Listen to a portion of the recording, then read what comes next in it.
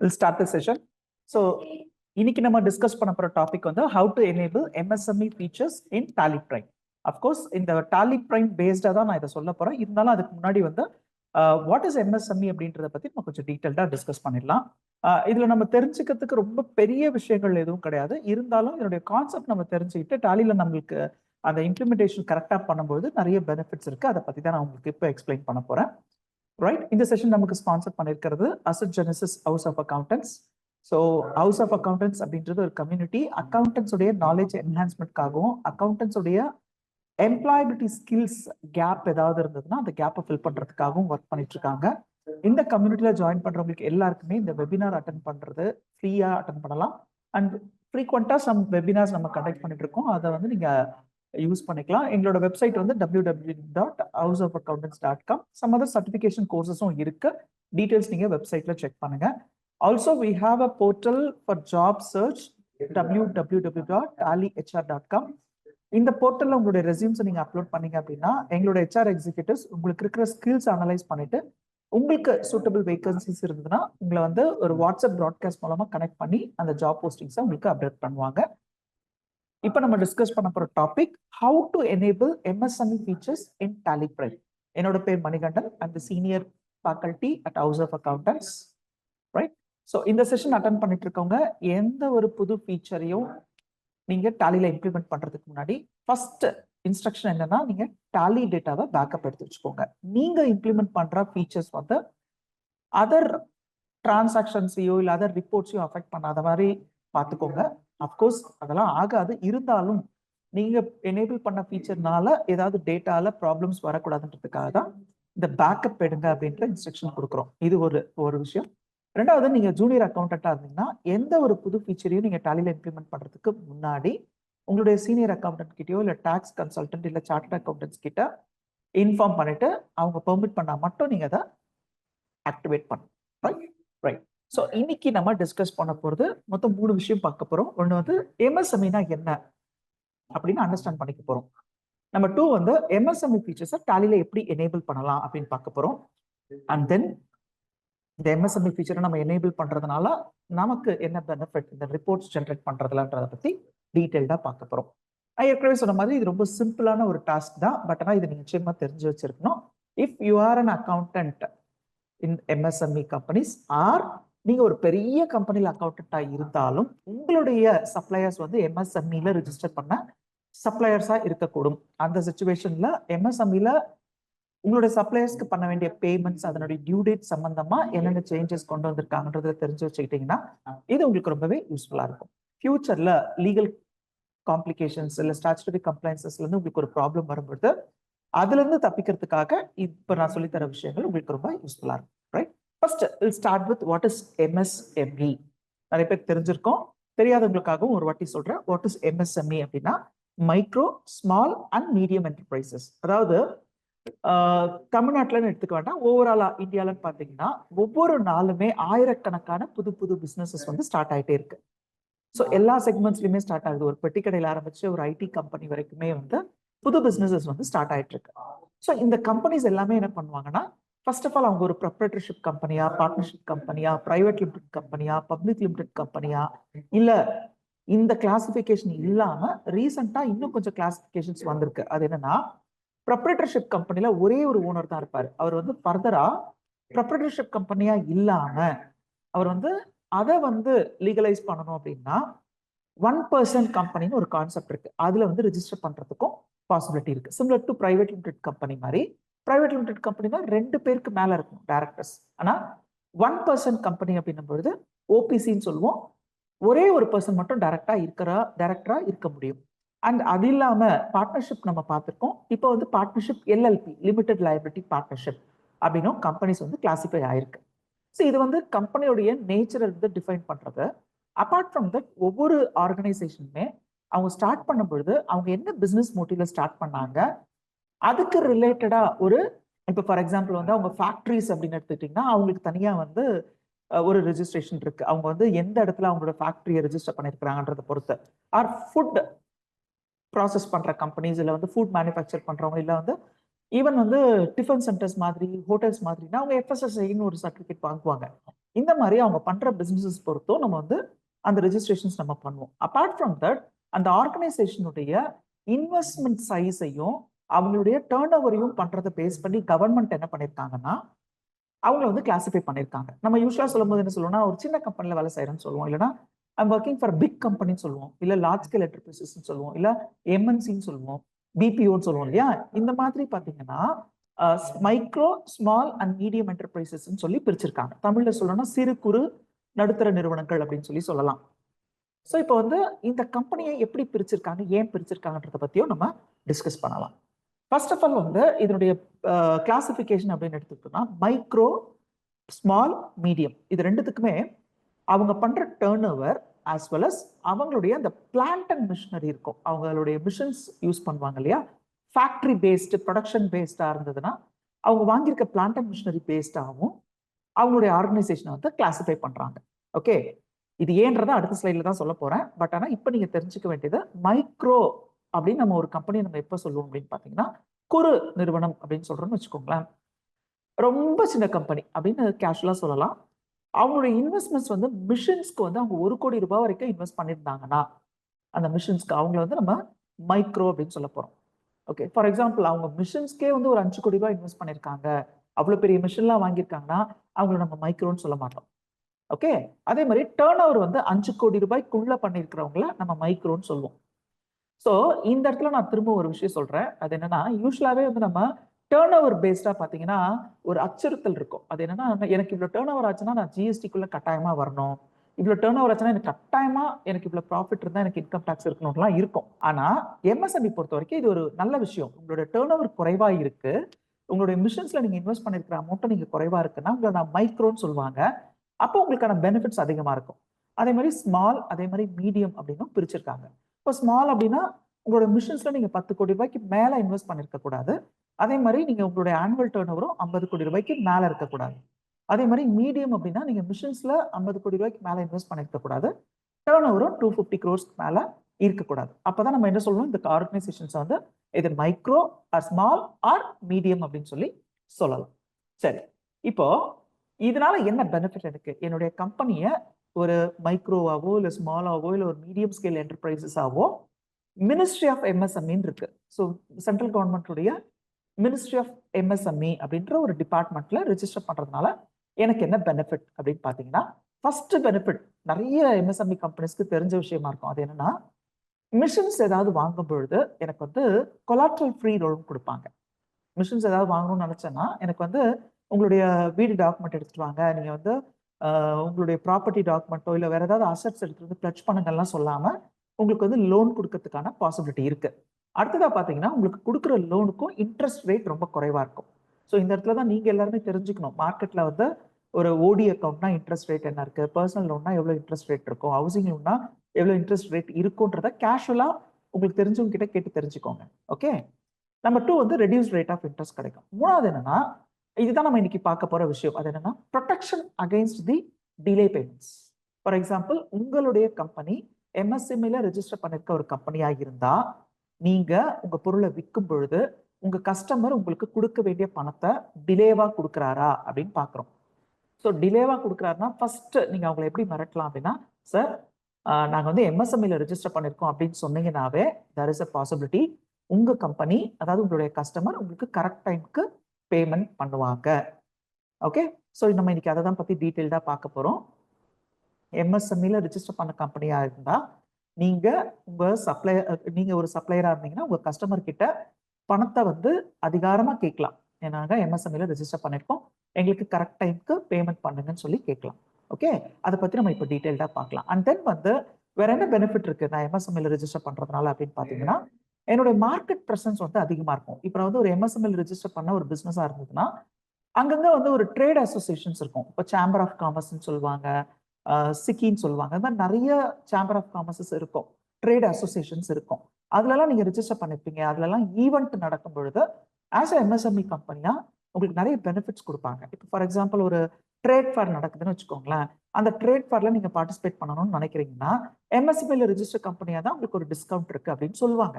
அந்த அப்ளிகேஷன்லயே மென்ஷன் பண்ணிருப்பாங்க. Okay, so அதனால தான் நீங்க வந்து ஒரு ஸ்மால் கம்பெனியா இருந்தா உங்க டேர்ன் ஓவரை பேஸ் பண்ணி நீங்க மைக்ரோவா, மீடியம் ஸ்கேல்ல இருக்கீங்களா இல்ல லார்ஜ் ஸ்கேல்ல இருக்கீங்களான்றதை ஐடென்டிஃபை பண்ணி அதுக்கேற்ற மாதிரி நீங்க ரெஜிஸ்ட்ரேஷன்ஸ் பண்ணிக்கணும். ஓகே, சரி. இப்போ coming to the main point, delayed payments அப்படின்ற ஒரு விஷயம் எம்எஸ்எம்இக்கு எப்படி அப்ளிகபிள் ஆகுது அப்படின்னு பாத்தீங்கன்னா, ஒரு கம்பெனி எம்எஸ்எம்இல ரெஜிஸ்டர் பண்ணிருக்காங்கன்னா அந்த கம்பெனி விற்கிறாங்க இல்லையா பொருள், அந்த பொருளை வாங்குறவங்க என்ன பண்ணணும், அவங்களுக்கு 45 டேஸ்க்குள்ள இந்த பணத்தை கொடுக்கணும். ஓகே, இதுதான் வந்து அக்ரிமெண்ட். First point. அப்படி இல்லை 45 டேஸ்க்குள்ள அவங்க கொடுக்கலன்னா அந்த அவுட்ஸ்டாண்டிங் அமௌண்ட்டுக்கு இன்ட்ரெஸ்ட் பே பண்ணணும். இது செகண்ட் பாயிண்ட். சப்போஸ் அவங்க வந்து பணத்தை கரெக்டாக கொடுக்கல, அதுக்கான இன்ட்ரெஸ்ட்டும் பே பண்ணலன்னா இதை நான் என்ன பண்ணலாம்? இப்போ நார்மல் கேஸில் நம்ம என்ன பண்ணுவோம், இந்த மாதிரி எனக்கு ஒரு கஸ்டமர், நான் பொருளை கொடுத்துருக்கேன், மெட்டீரியல் சப்ளை பண்ணியிருக்கேன், அவர் எனக்கு கரெக்ட் டைமுக்கு பேமெண்ட் பண்ணலை அப்படின்னா நம்ம வந்து தெர் இஸ் அ பாசிபிலிட்டி கோர்ட்டுக்கு போகலாம். ஓகே, இது வந்து லீகலாக வந்து அப்ரோச் பண்ணலாம். பட் ஆனால் அது வந்து நமக்கு நிறைய காஸ்ட் ஆகும்னு பயப்படுற பிஸ்னஸஸ் நிறைய இருக்காங்க. ஸோ இதை வந்து ஸ்மூத்தாக கொண்டு போகணும் அப்படின்னா, இன்னொரு விஷயம், நம்ம இதை வந்து லீகலாக கொண்டு போனால் நிறைய டியூரேஷன் ஆகும் அப்படின்லாம் கூட நம்ம யோசிப்போம். ஆனால் இந்த விஷயத்த நம்ம என்ன பண்ணலாம்னா, எம்எஸ்எம்இல micro and small enterprises facilitation council அப்படின்னு ஒரு டிபார்ட்மெண்ட் இருக்கு. இது வந்து நம்மளுடைய சென்ட்ரல் கவர்மெண்ட் வந்து இந்த மாதிரி ஒரு விஷயத்த வந்து ஃபார்ம் பண்ணி வச்சிருக்காங்க. ஓகே, ஸோ இது வந்து ஒரு என்ஜிஓ கைண்ட் ஆஃப் ஆர்கனைசேஷன் கூட சொல்லலாம்னு வச்சுக்கோங்களேன். இது வந்து கவர்மெண்ட் ஆர்கனைசேஷன் தான், ஆனால் நமக்கு வந்து சப்போர்ட் பண்ண போற ஒரு ஆர்கனைசேஷன். ஸோ இவங்க என்ன பண்ணுவாங்கன்னா, இந்த இஷ்யூவை எடுத்துக்கிட்டு உங்களுடைய கஸ்டமர் யாரோ அவங்க கிட்ட அந்த இன்ஃபர்மேஷனை கலெக்ட் பண்ணி உங்களுக்கு பணம் அவங்க டிலேவாக தான் தராங்கன்றதை கன்ஃபார்ம் பண்ணா அந்த கம்பெனியை பீனலைஸ் பண்றதுக்கான பாசிபிலிட்டிஸ் இருக்கு. ஓகே, அது எப்படி பண்ணுவாங்கன்றதையும் நான் சொல்றேன். எப்படி பீனலைஸ் பண்ணுவாங்கன்னா, அவங்களுக்கு வந்து ஒரு ஆன்லைன் போர்ட்டல் இருக்கும், எம்எஸ்எம்இ சமாதான் போர்ட்டல்னு இருக்கும். அந்த போர்ட்டல்ல போயிட்டு இவங்க என்ன பண்ணணும், ரிஜிஸ்டர் பண்ணணும். நான் வந்து ஒரு எம்எஸ்எம்இ, இதுதான் என்னுடைய எம்எஸ்எம்இ ரிஜிஸ்ட்ரேஷன், என்னுடைய கஸ்டமர், அவர் பேரு, அவருடைய அட்ரஸ், அவருடைய பேன் நம்பர், அவருக்கு இருக்கிற அதர் டீடைல்ஸ் லைக் ரிஜிஸ்ட்ரேஷன் பண்ணிருப்பார் இல்லையா, ஜிஎஸ்டி எல்லாம் இருக்கும் இல்லையா, அதெல்லாம் மென்ஷன் பண்ணிட்டு நான் எந்த டேட்ல அவருக்கு சப்ளை பண்ணியிருக்கேன் அதுக்கான ப்ரூஃப் இது அப்படின்னு என்னுடைய சேல் பில்லை வந்து நான் அப்லோட் பண்ணணும். அதே மாதிரி அவர் இன்னைக்கு வரைக்கும் எனக்கு இதுக்கான பேமெண்ட் பண்ணல, ஆர் ஃபர்தரா நம்ம அவங்க கிட்ட கம்யூனிகேட் பண்ணிருப்போம் இல்லையா, பேமெண்ட் கேட்டிருப்போம், அவங்க நாங்க டிலேவா தான் தருவோம்னு சொல்லியிருப்பாங்க, இல்ல தரமாட்டேன்னு சொல்லியிருப்பாங்க இல்லையா, அந்த கம்யூனிகேஷன் ரிலேட்டட் அத்தன்டிகேட்டட் இன்ஃபர்மேஷன்ஸ் இருந்ததுன்னா அதையும் நம்ம ஆன்லைன்ல அப்லோட் பண்ணலாம். இந்த மாதிரி பண்றதுனால என்ன பெனிஃபிட் கிடைக்கும்னா, அந்த கஸ்டமர் நம்ம கிட்ட பொருளை வாங்கிட்டு பணத்தை தராம ஏமாத்துறாரு இல்லையா, அந்த கஸ்டமருக்கு வந்து பெனால்ட்டி வந்து சார்ஜ் பண்ணுவாங்க. அது மட்டும் இல்லாம ஃபியூச்சர்ல அந்த கஸ்டமரும் எம்எஸ்எம்இல ஒருவேளை ரிஜிஸ்டர் பண்ணியிருந்தாருன்னா அவர் ஏதாவது ஒரு பெனிஃபிட்டை கிளைம் பண்ணலாம்னு அப்ரோச் பண்ணுவார் இல்லையா, ஒரு லோனுக்கோ இல்ல ரெடியூஸ் ரேட் ஆஃப் இன்ட்ரெஸ்ட்கான ஃபெசிலிட்டியை கிளைம் பண்றதுக்கோ இல்ல ஒரு எக்ஸிபிஷன்ல நான் ஸ்டால் போட போறேன் எனக்கு ஸ்பான்சர் பண்ணணும் அவர் எம்எஸ்எம்இ ரீச் பண்ணார்னா கிளியரா எம்எஸ்எம்இல என்ன சொல்லுவாங்க, நீங்க டிஃபால்டர் லிஸ்ட்ல இருக்கீங்க, உங்களை நாங்க பிளாக் லிஸ்ட் பண்ணிருக்கோம், உங்களுக்கு இந்த ஃபெசிலிட்டிஸ்லாம் நாங்க கொடுக்க மாட்டோம்னு சொல்லிடுவாங்க. ரைட், இதுக்கு பயந்துகிட்டே என்ன பண்ணுவாங்கன்னா, எம்எஸ்எம்இல ரெஜிஸ்டர் பண்ண பிசினஸஸ் எல்லாமே இந்த டியூ டேட்ஸ் விஷயங்கள்ல விளையாட மாட்டாங்க. ஓகே, அப்கோர்ஸ் அவங்களும் இன்டென்ஷனலா பண்ண மாட்டாங்க, இருந்தாலும் ப்ரியாரிட்டைஸ் பண்ணும் பொழுது மற்ற சப்ளையர்ஸ்க்கு கொடுக்கறதுக்கு முன்னாடி எம்எஸ்எம்இல சப்ளை பண்ணாங்கன்னா அவங்களுக்கு ஃபர்ஸ்ட், அதாவது எம்எஸ்எம்இல ரெஜிஸ்டர் பண்ண ஒரு பிசினஸ் வந்து அவங்களுக்கு சப்ளை பண்ணியிருந்தா அவங்களுக்கு ப்ரியாரிட்டி பண்ணி அந்த பேமெண்ட்டை ரிலீஸ் பண்ணுவாங்க. ஸோ த அல்டிமேட் அப்ஜெக்டிவ் என்னன்னா, சின்ன பிசினஸ் பண்றவங்களை ப்ரொடெக்ட் பண்ணணும். அவங்க பொருளை வித்துட்டு அதுக்கான பணம் அவங்க கஸ்டமர் கிட்ட இருந்து வாங்க முடியாம கஷ்டப்படுறாங்கன்னா யாராவது ஒருத்தர் ஹெல்ப் பண்ணணும் இல்லையா, அதுதான் எம்எஸ்எம்இன்ற ஆர்கனைசேஷன். ஸோ இப்போ அடுத்ததா ஒரு முக்கியமான ஒரு பெனால்ட்டி என்னன்னா, எம்எஸ்எம்இல கூட்ஸை வாங்கிட்டு அதுக்கான பேமெண்ட்ஸை கரெக்ட் டைம் பண்ணாத ஒரு கம்பெனிக்கு இன்கம் டேக்ஸ் சைட்ல இருந்தும் பெனால்ட்டிஸ்லாம் வரப்போகுது. என்ன மாதிரியான ஒரு பெனால்ட்டி அப்படின்னா, அந்த கம்பெனிக்கு ஏதாவது டிடக்ஷன்ஸ் இல்லை ஏதாவது ஒரு இன்கம் டேக்ஸ் பெனிஃபிட்ஸ் இருந்தாலும் அவங்க எம்எஸ்எம்இல டிஃபால்டரா இருந்தாங்கன்னா அவங்க அந்த பெனிஃபிட்ஸ் எல்லாம் கிளைம் பண்ண முடியாது. ரைட், சரி. இதெல்லாம் யாருக்கு எப்படி தெரியும்? இதே வந்து ஒரு எம்எஸ்எம்இனா ஒரு பிசினஸ் மேன் வந்து அதை போய் அப்லோட் பண்ணுவார், என் கஸ்டமர் வந்து என்கிட்ட மெட்டீரியல் வாங்கிட்டு அதுக்கான பணம் தரல அப்படின்லாம் அப்லோட் பண்ணுவாங்க இல்லையா. சிமிலர் டு தட் ஒவ்வொரு பிசினஸ் மேனுமே அவங்களுடைய சன்ட்ரி கிரெடிட்டார்னு ஒரு லிஸ்ட் இருக்கும் இல்லையா, அந்த லிஸ்ட்டை வந்து பேலன்ஸ் ஷீட்ல இருக்கும். ஓகே, அந்த பேலன்ஸ் ஷீட்ல இருக்க லிஸ்ட்ல ஒரு 15 சப்ளையருக்கு அவர் ஆஸ் ஆன் 31 March 2025 வச்சுக்கோங்க அவுட்ஸ்டாண்டிங் வச்சிருக்கிறாருன்னா, இன்கம் டேக்ஸ் போர்ட்டல்ல ஐடி ஃபைல் பண்ணும்பொழுது இந்த 15 சப்ளையரும் யாரு, அவங்க எம்எஸ்எம்இல ரிஜிஸ்டர் பண்ணிருக்காங்களான்னு ஒரு காலம் இருக்கும். அதுல வந்து யார் யாரெல்லாம் எம்எஸ்எம்இல ரிஜிஸ்டர் பண்ணிருக்காங்களோ அந்த சப்ளையருடைய பேரெல்லாம் நம்ம மென்ஷன் பண்ணணும். அப்படின்னா என்ன அர்த்தம்னா, நம்மளாவே போயிட்டு இன்கம் டேக்ஸ் டிபார்ட்மெண்ட்க்கு தெரிவிக்கிறோம். நான் அந்த மாதிரி ஒரு 15 சப்ளையர் கிட்ட பொருளை வாங்கியிருந்தேன், அவங்களுக்குலாம் நான் இன்னும் பணம் கொடுக்கல, அதுல குறிப்பா இந்த ஒரு 6-7 பேர் வந்து MSME ரெஜிஸ்டர் பண்ணவங்க அப்படின்னு நம்மளாவே போயிட்டு தெரிவிக்கணும். ஓகே. இன்னொரு ஆப்ஷன் என்னன்னா நமக்கு சப்ளை பண்ணவங்களும் தெரிவிப்பாங்க, தட் இஸ் டிஃபரெண்ட். பட் நம்மளே போய் தெரிவிக்கிற மாதிரி இருக்கும். ஸோ இதனால என்ன ஆகும்னா, நீங்க MSME ரெஜிஸ்டர் பண்ண ஒரு சப்ளையர் கிட்ட பொருளை வாங்கி அவங்களுக்கு கரெக்டான நேரத்துக்கு பணத்தை கொடுக்கல அப்படின்றத இன்கம் டேக்ஸ் டிபார்ட்மெண்ட் வரைக்கும் இந்த தகவல் போயிடும். ரைட்?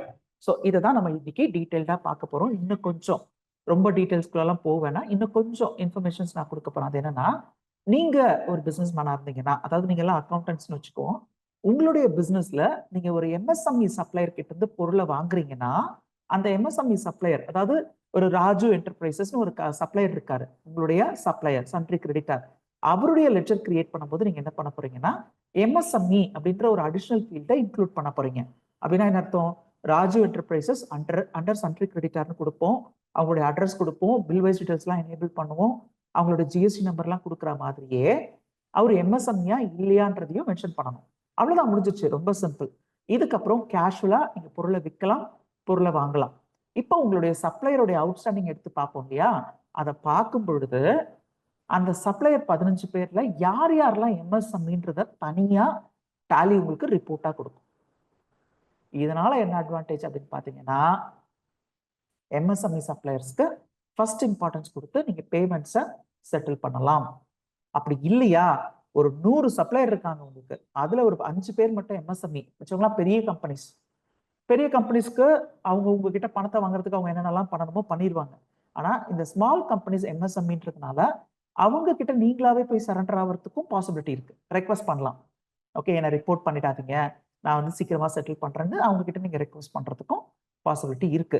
அதனால அவங்க எந்த ஆக்ஷனும் எடுக்காம உங்களை ப்ரொடெக்ட் பண்ணுறதுக்கும் பாசிபிலிட்டி இருக்கு. பிசினஸ்ல, கிரெடிட் இருக்கிற பிசினஸ்ல எஸ்பெஷலி பணத்தை கரெக்டான டைம் கொடுக்கறது ஒரு விஷயம். இன்னொரு விஷயம் என்னன்னா, பணத்தை கரெக்டான டைமுக்கு கொடுக்க முடியலனாலும் அந்த சப்ளையர் கிட்ட அதை முன்கூட்டியே தெரிவிச்சு அவங்களுடைய கன்சென்ட்டை வாங்கி நம்ம கூலா இன்னும் கொஞ்சம் அந்த கிரெடிட் பீரியடை தள்ளி போடுறதுன்றது நல்ல விஷயம். ரைட்? ஸோ இதை தான் நம்ம இப்போ கொஞ்சம் டீட்டெயில்டாக டிஸ்கஸ் பண்ண போகிறோம். நான் இந்த டெமான்ஸ்ட்ரேஷனுக்காக டாலி ஃபைல் ஓப்பன் பண்ணி வச்சிருக்கேன். ஸோ எக்ஸாம்பிளுக்கு பிஸ் என்டர்பிரைசஸ்னு ஒரு கம்பெனி எடுத்திருக்கேன். நான் லெட்ஜர்ஸ் எதுவும் கிரியேட் பண்ணல, என்ட்ரிஸ் எதுவும் போடல, உங்க முன்னாடி தான் நான் அதை டெமான்ஸ்ட்ரேட் பண்ண போறேன். நார்மலா நீங்க என்ன பண்ணுவீங்கன்னா, எல்லா பிசினஸஸ்க்குமே கிரெடிட் பீரியட் இருக்க மாதிரி இருந்ததுன்னா எனேபிள் பில் வைஸ் என்ட்ரி அப்படின்ற ஃபீச்சரை F11ல இருந்து எனேபிள் பண்ணலாம். நெக்ஸ்ட் வந்து GST இருந்தா GST-யை நீங்க எனேபிள் பண்ணலாம். F11 ஃபீச்சர்ஸ் பொறுத்த வரைக்கும் ஒரு கம்பெனி புதுசா நான் கிரியேட் பண்ணியிருக்கேன்னா ஃபீச்சர்ஸ் ரொம்ப குறைவான ஃபீச்சர்ஸ் தான் எனக்கு லிஸ்ட் டவுன் பண்ணும். இந்த இடத்துல ஷோ மோர் ஃபீச்சர்ஸ்க்கு போயிட்டு அட்வான்ஸ்ட் ஃபீச்சர்ஸ் நிறைய யூஸ் பண்ணணும்னு நினைச்சீங்கன்னா அதெல்லாம் நீங்க யூஸ் பண்ணலாம். அடிஷனலா ஷோ ஆல் ஃபீச்சர்ஸ் கொடுத்தாலும் அந்த எல்லா ஃபீச்சர்ஸுமே நீங்க யூஸ் பண்றதுக்கான பாசிபிலிட்டியும் இருக்கு. Right? This is one thing. நான் என்ன பண்ணிருக்கேன், இப்போ நார்மலா எனேபிள் பில் வைஸ் டீடைல்ஸை மட்டும் எனேபிள் பண்ணியிருக்கேன். அது எதுக்கு உதவும் அப்படின்னு பார்த்தீங்கன்னா, நம்மளுடைய கிரெடிட் பீரியடை மென்ஷன் பண்றதுக்கு உதவும். ரைட்? ஸோ இந்த மாதிரி F11 ஃபீச்சர்ஸ்ல இருக்கு. நான் இதை என்டர் கொடுத்து கடைசி வரைக்கும் வந்து சேவ் பண்றது ஒரு விஷயம். இன்னொன்று என்னன்னா, ஃபாஸ்டா ஒர்க் பண்ண ஆரம்பிக்கணும். அக்கௌண்டன்ஸ் வந்து அக்யூரேட்டா ஒர்க் பண்றதுக்கு எவ்வளவு இம்பார்ட்டன்ஸ் கொடுக்குறோமோ equal importance to be given for the speed also. Right? So அதுக்கு தான் I want you to learn the shortcut keys. இப்போ பாருங்க, Ctrl+A அப்படின்றது ஷார்ட்கட் கீ. இந்த ஸ்க்ரீனை நான் அக்செப்ட் பண்றேன். Okay, so that is one thing. இப்போ நான் என்ன பண்ண போறேன்னா, நார்மலா நான் வந்து ஒரு சப்ளையரோட லெட்ஜர் கிரியேட் பண்ண போறேன். லெட்ஜர் அப்படின்னு எடுத்துட்டீங்கன்னா என்னுடைய சப்ளையர் பேர் வந்து அனுராக் என்டர்பிரைசஸ் அப்படின்னு ஒரு சப்ளையர். சப்ளையர் நான் எப்போ கன்ஃபார்ம் பண்றேன்னா, சன்ட்ரி கிரெடிட்டார் கீழே குரூப் பண்ணும்போது தான் அவர் எனக்கு சப்ளையர் ஆகிறார். ஐ ஹோப் உங்களுக்கு எல்லாருக்குமே தெரிஞ்சிருக்கும். சப்போஸ் வந்து நீங்க சப்ளையர் கஸ்டமர் லெட்டர்ஸ் கிரியேட் பண்றீங்கன்னா, GST ரிலேட்டடா இருந்தாங்க அந்த பார்ட்டினும் போது ரைட் ஹேண்ட் சைட்ல ஃபெச் டீடைல்ஸ் அப்படின்னு இருக்கும். என்னோட கர்சர் இருக்கு பாருங்க, ரைட் ஹேண்ட் சைட்ல ஃபெச் டீடைல்ஸ் யூசிங் GST இருக்கும். இந்த ஆப்ஷனை யூஸ் பண்ணி நீங்க லெட்ஜர்ஸ் கிரியேட் பண்ணணும். இதனால என்ன அட்வான்டேஜ் அப்படின்னா, ஒன்று அந்த கஸ்டமரோட பேரு அண்ட் அவருடைய கம்ப்ளீட் அட்ரஸ் எல்லாமே GST போர்ட்டல் படி ஆட்டோமேட்டிக்கா டாலியில வந்துடும். அப்படி இல்லைன்னா இன்னும் அடிஷ்னலா பார்த்தீங்கன்னா உங்களுடைய GST நம்பரை நம்ம வேலிடேட் பண்ணிட்டு அதுக்கப்புறமா நம்ம டாலியில அப்லோட் பண்ணலாம். ஓகே, ஸோ அதனால நான் வந்து இந்த மாதிரி தான் அட்வைஸ் பண்ணுவேன்.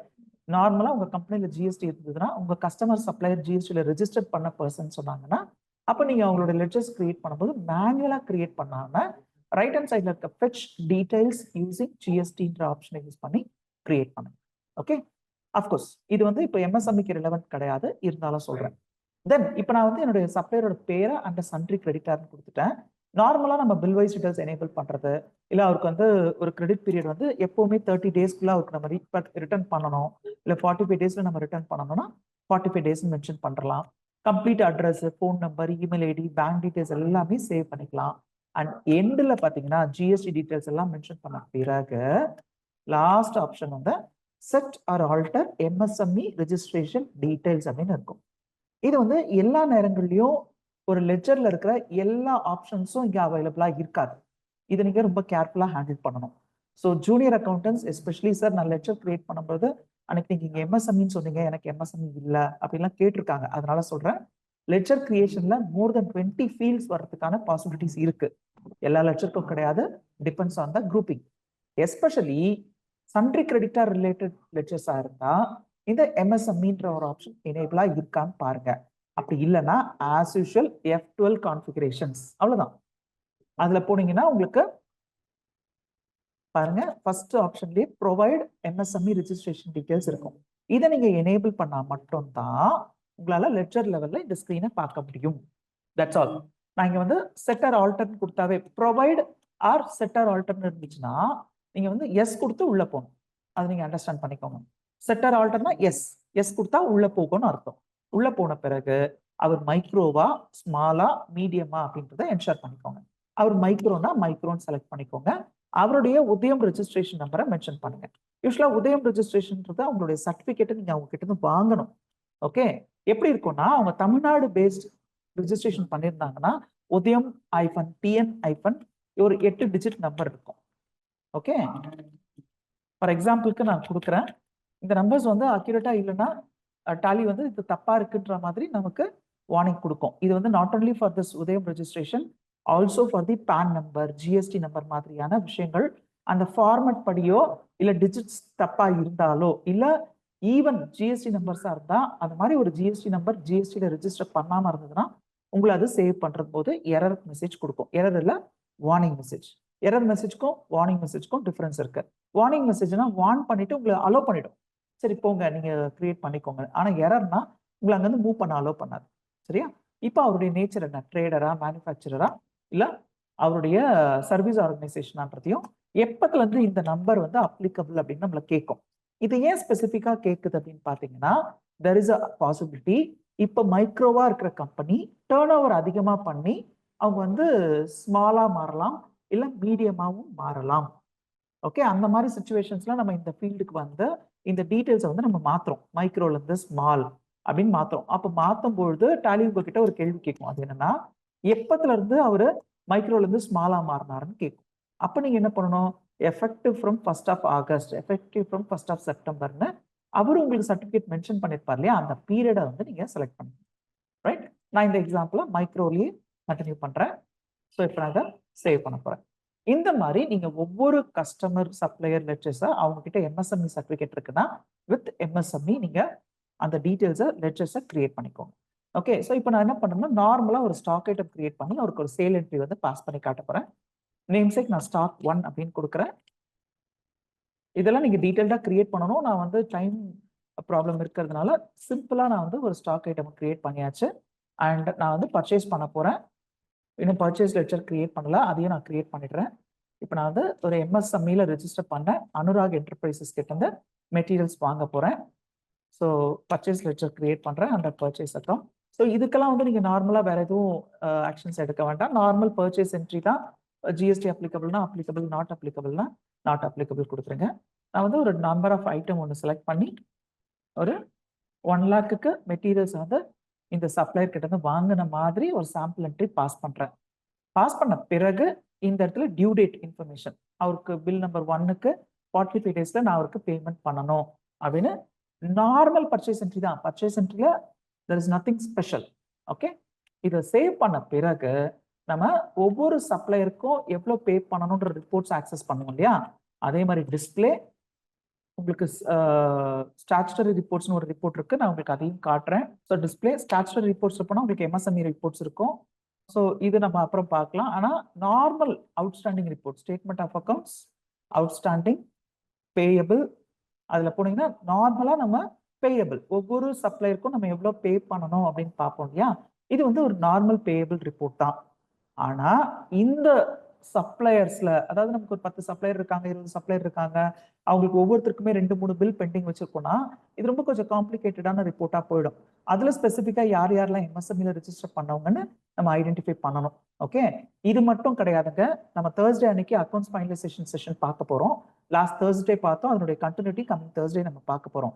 அந்த செஷன்லயுமே நான் சொல்லிட்டு இருந்த ஒரு விஷயம் தான், அக்கௌண்ட்ஸ் ஃபைனலைஸ் பண்ணும்போது ஒரு சப்ளையரோட டீடைல்ஸ் நம்ம ஆடிட்டருக்கு கொடுக்கும்போது ஆடிட்டர்ஸ் கேட்பாங்க, எந்தெந்த சப்ளையர்லாம் எம்எஸ்எம்இல ரெஜிஸ்டர் பண்ணியிருக்காங்க, அந்த சப்ளையருக்கு 45 டேஸ் ஆகியும் நீங்க பேமெண்ட் பண்ணாம இருக்கீங்களா அப்படின்னு நம்மளை கேட்பாங்க. ஓகே, அப்போ நீங்க ரிப்போர்ட் எடுத்து கொடுக்கறதுக்கு டாலி உங்களுக்கு ரொம்ப யூஸ்ஃபுல்லா இருக்கும். ஸோ அதனால நீங்க இதெல்லாம் தெரிஞ்சு வச்சுக்கணும். That's very important. Okay, so finalise பண்ணும் பொழுது இந்த டேட்டாலாம் கேட்டாங்கன்னா உட்காந்து நம்ம மேனுவலா டைம் ஸ்பெண்ட் பண்ணி எடுத்து கொடுக்கும் பொழுது it will take much time. அதனால தான் நான் இதை உங்களுக்கு அட்வைஸ் பண்றேன். இப்போ நம்ம நார்மல் சப்ளையருக்கு பே பண்ண வேண்டிய அவுட்ஸ்டாண்டிங் ரிப்போர்ட் எடுத்திருக்கோம். இதுல நம்ம வந்து எம்எஸ்எம்இல ரெஜிஸ்டர் பண்ணவங்க யாரெல்லாம் அப்படின்றத பார்க்கணும்னா ரைட் ஹேண்ட் சைட்ல உங்களுக்கு பேசிஸ் ஆஃப் வேல்யூன்னு ஒரு ரிப்போர்ட் இருக்கும். அதாவது எந்த ஸ்கிரீன்லயுமே நீங்க ரிப்போர்ட் பார்த்துட்டு இருக்கீங்கன்னா ரைட் ஹேண்ட் சைட்ல basis of value, change of view, அந்த மாதிரிலாம் ஆப்ஷன்ஸ் இருக்கும். அதுல நீங்க வந்து பேசிஸ் ஆஃப் வேல்யூ பார்த்தீங்கன்னா ஷோ பில்ஸ் ஆஃப்னு இருக்கும். அதுல யார் யாருடைய பில்ஸ் வேணும் உங்களுக்கு, எல்லா பார்ட்டிதும் வேணுமா இல்ல எம்எஸ்எம் இது மட்டும் வேணுமா அப்படின்னு ஒன்று இருக்கும். எம்எஸ்எம் இது மட்டும் கொடுக்க சொன்னோம்னு வச்சுக்கோங்களேன், அது வந்து உங்களுக்கு டாலி தனியா எம்எஸ்எம்இயோடைய ரிப்போர்ட் மட்டும் உங்களுக்கு டிஸ்பிளேல கொண்டு வரும். ஸோ இதை நான் எப்படி என்ஷூர் பண்ணலாம்னா, என்னுடைய ரிப்போர்ட் டைட்டில் பாருங்க, எந்த ஸ்கிரீன்ல நம்ம இருந்தாலும் அதனுடைய டைட்டில் ப்ளூ கலர் பார்ல இருக்கும். ரிப்போர்ட் டைட்டில் பாருங்க, bills payable for micro and small enterprises அப்படின்னே அது டிஸ்பிளேல இருக்கும். இந்த ரிப்போர்ட்டை தான் நீங்க வந்து உங்களுடைய ஆடிட்டர் கையில கொடுக்க போறீங்க. சப்போஸ் உங்க ஆடிட்டர் கேட்கிறாருன்னா, மல்டி பர்பஸ்க்கு நம்ம இதை ஜென்ரேட் பண்றோம். அதுல முக்கியமானது என்னன்னா பேமெண்ட்டை வந்து எக்ஸ்பெக்ட் பண்றதுக்கு, அதர் சப்ளையர்ஸ்க்கு பேமெண்ட் பண்றதை விட எம்எஸ்எம்இல ரெஜிஸ்டர் பண்ணிருக்க சப்ளையரா இருந்தா அவருக்கு நிறைய இம்பார்ட்டன்ஸ் கொடுத்து அந்த பேமெண்ட் நீங்க ஃபர்ஸ்ட் ரிலீஸ் பண்றதுக்கு இது ரொம்ப யூஸ்ஃபுல்லா இருக்கும். சே ஃபார் எக்ஸாம்பிள் இந்த ரிப்போர்ட்டை நான் வந்து 31st மே அன்னைக்கு பார்த்துட்டு இருக்கேன்.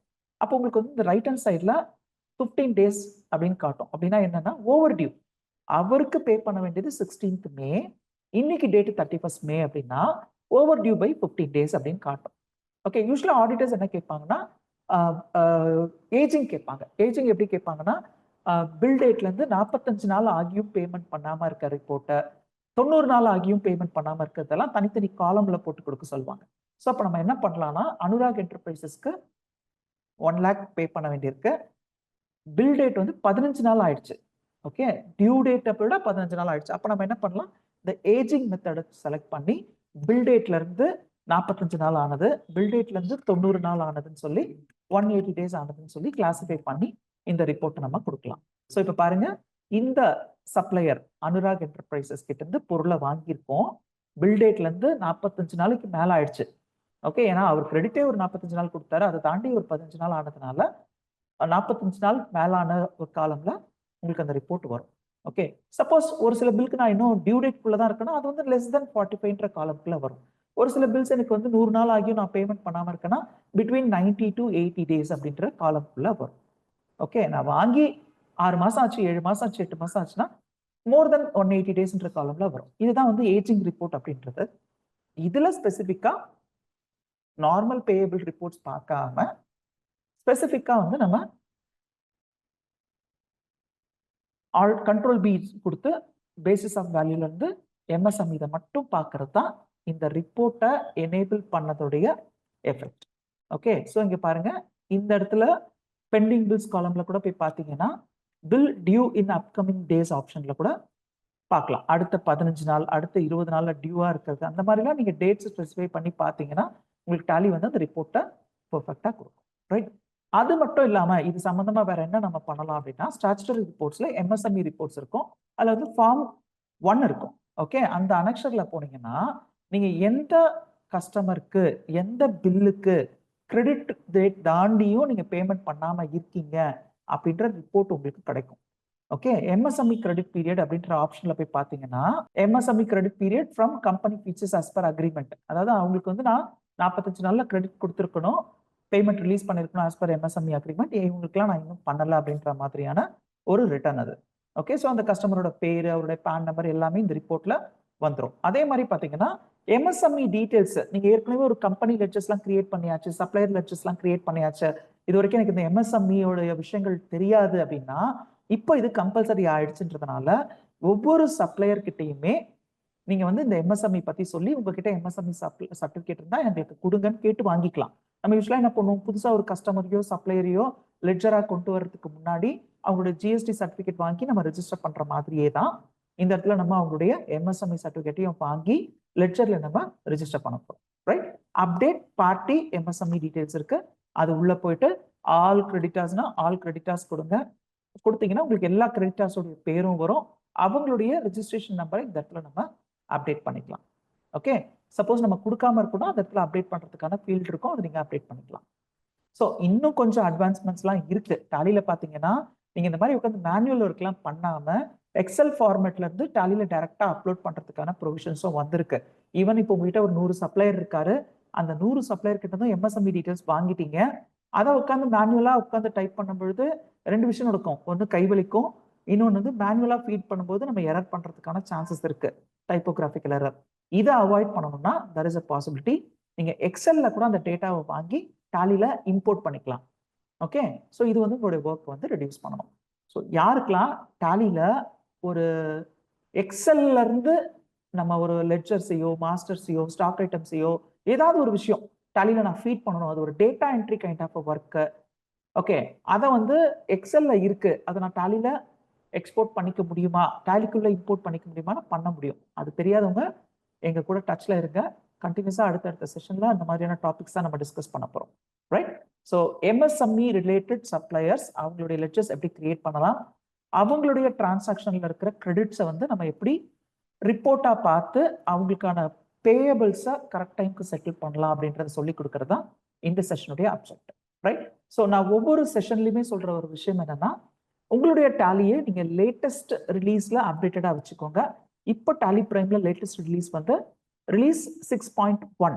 இன்னைக்கே உங்களுடைய டாலியை ஓப்பன் பண்ணுங்க, ரைட் டாப்ல ஹெல்ப் மெனு இருக்கும், அது உள்ள போனீங்கன்னா அப்கிரேட் ஆப்ஷன் இருக்கும், இல்ல அபவுட்னு ஒரு ஆப்ஷன் இருக்கும், அதுல வந்து உங்களுடைய டாலி ரிலீஸ் என்னன்றதை செக் பண்ணுங்க. அந்த ரிலீசஸ்ல நீங்க ஓல்டு ரிலீசஸ் யூஸ் பண்றீங்கன்னா, அதாவது கரண்ட் ரிலீஸ் வந்து 6.1, அதை விட கீழே இருக்க ரிலீசஸ் யூஸ் பண்றீங்கன்னா எந்த ஒரு GST related or MSME related or banking related ஃபீச்சர்ஸையும் நீங்க ஃபுல் கெப்பாசிட்டியோட யூஸ் பண்ண முடியாது.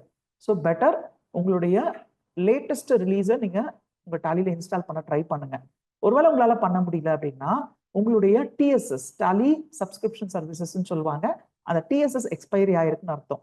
அதை எப்படி நான் தெரிஞ்சுக்கலாம் அப்படின்னா, உங்களுடைய லெஃப்ட் டாப்ல டாலி சில்வர் டாலி கோல்டு அப்படின்னு இருக்கும், அந்த இடத்துல நீங்க கிளிக் பண்ணீங்கன்னா உங்களுடைய லைசன்ஸ்க்கான டிஎஸ்எஸ் எக்ஸ்பைரி ஆயிடுச்சுன்னா ரெட் கலர்ல இருக்கும், இல்லைன்னா நீங்க எக்ஸ்பைரி ஆக போற டேட் அந்த இடத்துல இருக்கும், நீங்க அதை பார்த்து நீங்க ரெனிவல் பண்ணிக்கலாம். ஸோ இந்த மாதிரி லைசன்ஸ் ரிலேட்டட் டாலியில டெக்னிக்கலா இல்ல ஃபங்க்ஷனலா உங்களுக்கான சந்தேகங்கள் எல்லாத்துக்குமே நீங்க எங்களை ரீச் பண்ணுங்க. ஸ்கிரீன்ல ஒரு நம்பர் கொடுத்துருக்கேன், இது வந்து டாலி ரிலேட்டட் ப்ராடக்ட்ஸ் ஏதாவது வாங்கணும்னாலும் டிஎஸ்எஸ் மாதிரியான சப்ஸ்கிரிப்ஷன்ஸ் அப்டேட் பண்ணணும்னாலும் எங்களை நீங்க ரீச் பண்ணலாம். Right, thank you very much for this participation.